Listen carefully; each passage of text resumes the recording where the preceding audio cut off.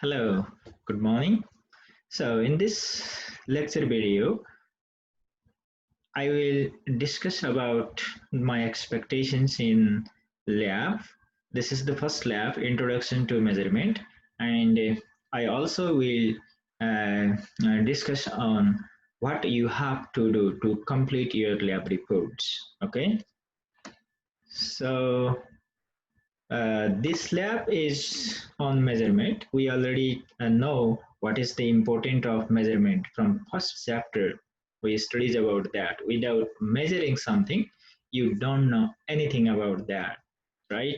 So measurement is the main backbone of physics.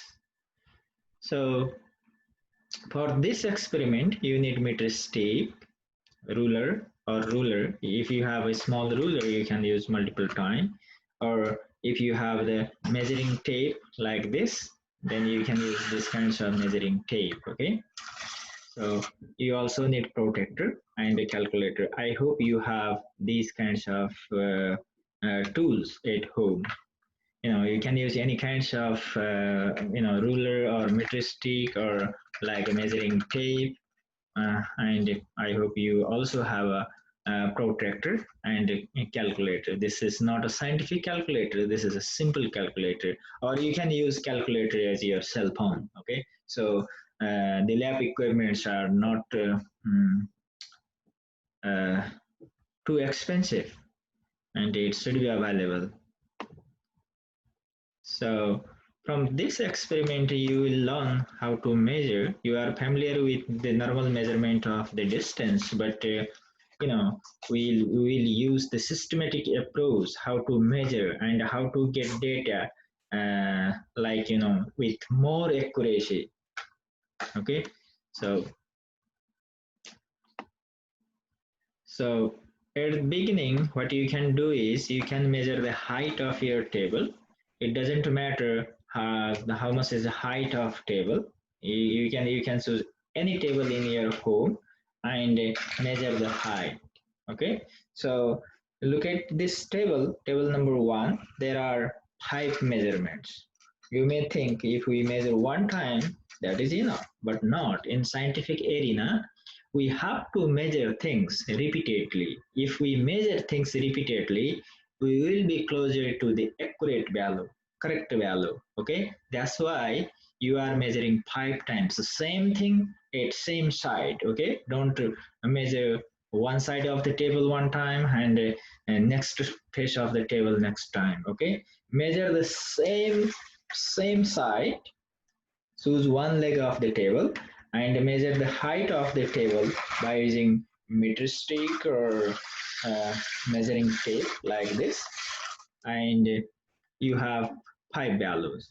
It is in centimeter. You can convert in millimeter in this column and convert it again in meter. Okay, then you have 5 data for height of your table, your dining table or a studying table or any table you have available at your home. Okay, and find average. You know how to find average, right? Add all these 5 and divided by 5 gives you average of the average height of your table. Okay, write average height in scientific notation. You know what is scientific notation. Suppose that you have 5.00 centimeter, and you can write down scientific notation like 5.4 into 10 to the power. I will write down power like this. How much is this? It is 3, right? This is the scientific notation. This is in centimeter. Okay, so this is how you can write down in scientific notation. You can do same thing in millimeter here, and you can do same thing for meter here. So this part is completed. So you are done with this.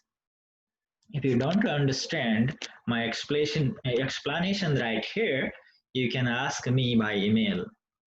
Okay. So second thing is you have to measure the thickness of the table. You know the thickness means this one, right? You have a tabletop like this and take the thickness, this thickness. This is the smaller length, right? there may be chance of measuring small thickness, chance of error when measuring small thickness. So we are measuring small thickness and get corrected value. Okay, try to be as correct as possible. So in this case, in second case also, you have to measure uh, the thickness of your tabletop 5 times at the same place, exact same place. Okay, you are just repeating same process again and again and get average. While doing so, you will get more exact accurate value than you measured for a single time. Okay, as you did for height of your table, you can find average thickness. Just add 5 values and divide by 5 gives you the average thickness, and then you can write down those values in scientific notation.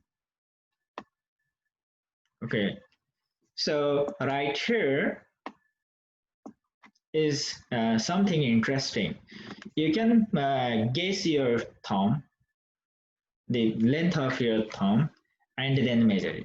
First, you can guess it, such as, for example, you can guess your thumb is like, or index finger. It doesn't matter which finger it is. It says index finger. Okay, index finger is like 4 centimeter. Okay, you guess it and you actually measure it. Measure it. The measured value is the actual value.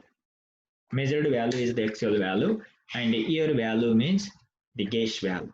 Okay, so put the measured value right here, actual value, which is measured value right here, and your value, the guessed value right here, and you can find the percentage difference. Okay, so this kinds of percentage error calculation should be done to find accuracy of our gauge, our results. In general, when we actually measure the data and we have to compare some other well accepted results. For example, actually value of acceleration due to gravity is 9.8, right? When we do experiment to measure the value of acceleration due to gravity right here in our lab or in at our your home, then it may be different than 9.8, right? So we can do the percentage difference calculation, which is the error. That is the difference from the actual value. That is deviation from the actual value. Okay. So this is very, very important. Okay. You can write down the percentage difference right here. And here is the conversion tables. You have to convert your height of the table into meter. You already get in meter. Then right now you can convert into feet, into mile, and into inches. Here are conversion factors. You also get these ideas from our first lecture class, how to convert from one system of length measurement to the another system of length measurement, right? Meter to kilometer, kilometer to miles, miles to kilometer, and so on.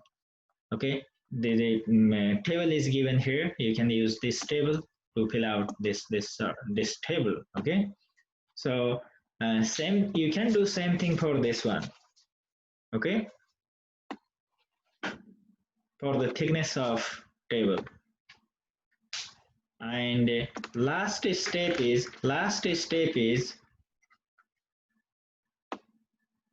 the measurement of angle. Look at here, different angles are given here, and you need protector for this. Protractor, take protractor and measure all these angles. And there is a table, you know how to measure the protractor. I don't have a protractor right now. If you have confusion, I will bring one and show you later. I hope you could measure these kinds of angles, okay? If not, let me know. So here is the table. So these angles are given here in the table, and you can write down the value of A, value of B, value of C, value of D, and value of E. Okay, so finally, now add angle BC and D and write down your value, whether it is 180 or 90 or something else. Right now, or 181, 82, 179 or something else. Okay, get that value. Does your answer make sense? How much it should be and how much you get? That's what this question is asking. Okay, so why or why not?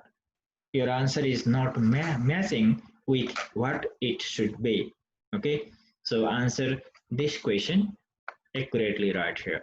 That's what I expect from this lab. In each lab, I will expect like this. You have to complete the tables given in your lab manual. That is the data part. You have done the experiment. That means I understand you have done a data part accurately. Then calculation parts. For example, right here for this particular lab, here is the calculation part, right? Where it is right here, percentage difference. You have to calculate the percentage difference, right? This is only calculation part right here, and I think more calculation part is here. Conversion is also calculation part, right?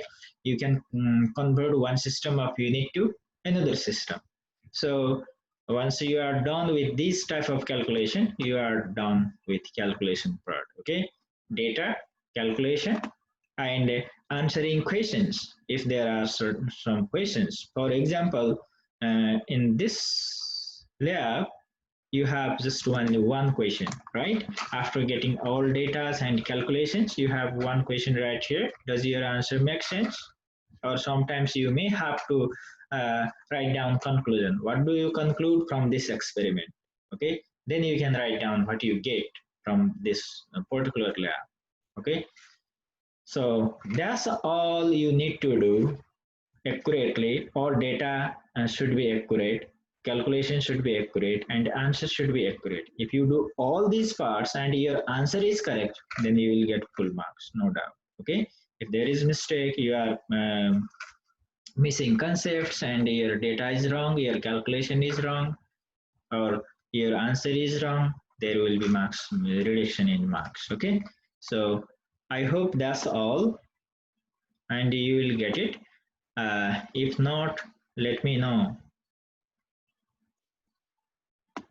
Thank you.